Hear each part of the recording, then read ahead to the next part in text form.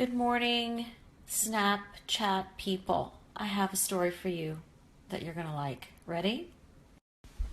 So this morning I looked at my clock and I thought it said 9:44, and I literally panicked because 9:44 is just not going to work out for me today, as I have a lot to do, and I'm actually heading out shortly to help my mother-in-law.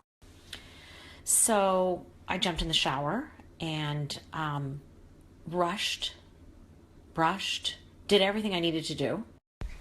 And then when I came downstairs to make a tea, I looked at the clock and it said 7:49.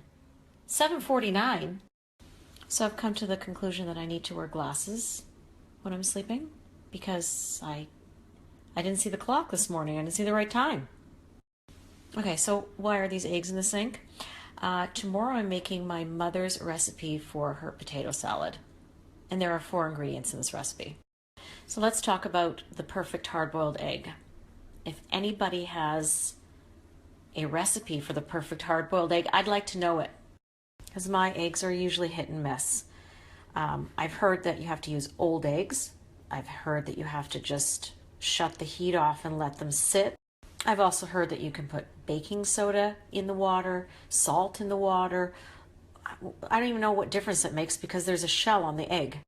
And yes, I've tried the hard-boiled egg method from Pinterest in the oven, and it doesn't work. So I'm going to try peeling these shells off now, and let's see how it goes, because to be honest with you, my shells stick. Yes, they stick.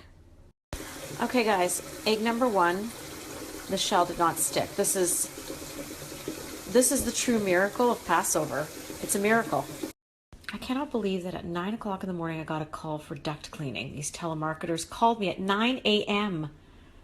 Oh my God, I'm going to clean their ducts. Here you have it.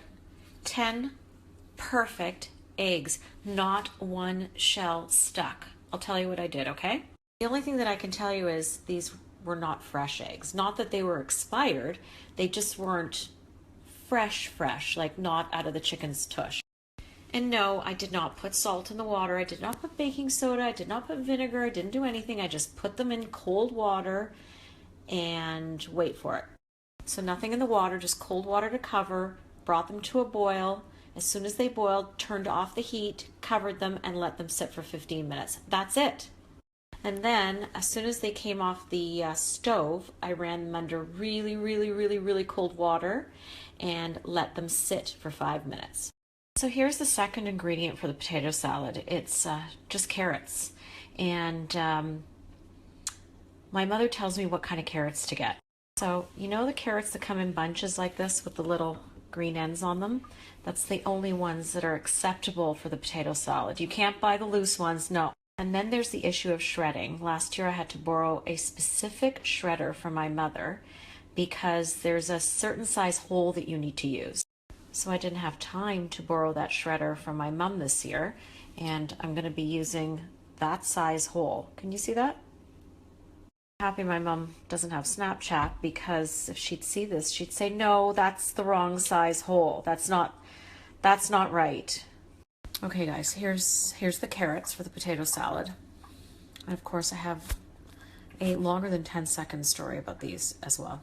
The first time I ever made this recipe for my mom for an occasion, I put too many carrots in the potato salad. Yep. And then when I brought it in, my mother said, where's the potato salad? And I said, it's right here. And she says, oh, I thought it was a carrot salad. So even though she tells me to put 3 to 4 carrots into the potato salad, that's impossible unless they are skinny carrots. Now what I do is shred 3 carrots and just add them in at the end for color. That's what she said to do. She says, just for color, dear, just for color. All right, so step 3 of this potato salad is the potatoes. Yeah, that would make sense, right? But those don't come into play until tomorrow. Before I go, because I have to go, I just want to let you know that the only potatoes that my mother will allow in her home are red ones. And the reason why? I have no idea. But anyway, she said the red potatoes are the best for the potato salad. So I use red potatoes. Okay guys, I'm at my mother-in-law's condo, and I'm heading inside to start cooking for her. Can't wait. I hope she answers because I need to get into the door because it's locked. Come on, answer. Okay, she unlocked the door, so now I'm just waiting for the elevator. And there it is. Oh gosh, I can smell every single door. There's chicken soup wafting out of it. This is definitely Passover time. Have you ever seen a chicken that looks this destroyed? I just had to cut it up for the soup. So the soup is first. Let's go. All right, guys, I have the chicken soup starting to boil on the stove. And what I'm doing is I'm clearing off my mother calls it shum. Okay, so shum is basically that stuff that rises to the top. I don't call it shum, I just call it dirt. So you want to keep clearing this stuff off until you get a nice, clean looking, clear soup. You don't want any of this crap in the soup. It's a no. See that? No more shum, no more dirt. No more. It's clear soup. So we're going to just throw the carrots in now. All right, so I've thrown in the carrots and some dill, and I'm going to add some magic ingredients. The soup is nice and bubbly. I'm going to cover it and let it simmer for an hour and a half. Next is the matzo balls. I forgot to mention something. My mom taught me this. Never boil the soup very high, so it shouldn't be like this rolling boil while it's cooking. Otherwise, it's not clear. All right, I have the matzo ball mixture ready. I just have to pop it in the fridge. I'm going to tell you what's in it in a sec, okay? Because 10 seconds it's not enough. So the matzo ball mixture is matzo meal, salt, and eggs and oil. That's it. It's really easy. Okay, I couldn't snap and roll these matzo balls at the same time. It just wasn't working out for me, so I'm just going to show you them in the pot. So keep in mind, they're rolled into a little golf ball size, and then as soon as they hit the water, boom! I'm making the noodles for the soup next. These are scratch noodles. And say hello to my mother-in-law, Lee.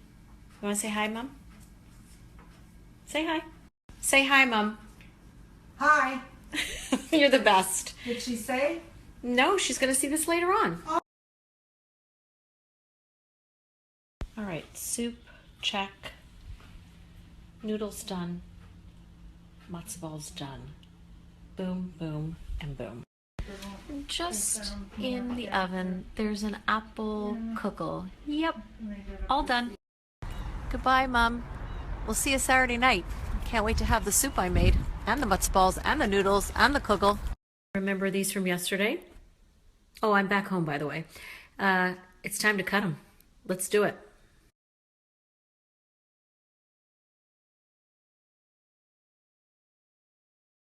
I just finished shooting these flourless chocolate brownies, and it's very tempting to just take one and shove it in.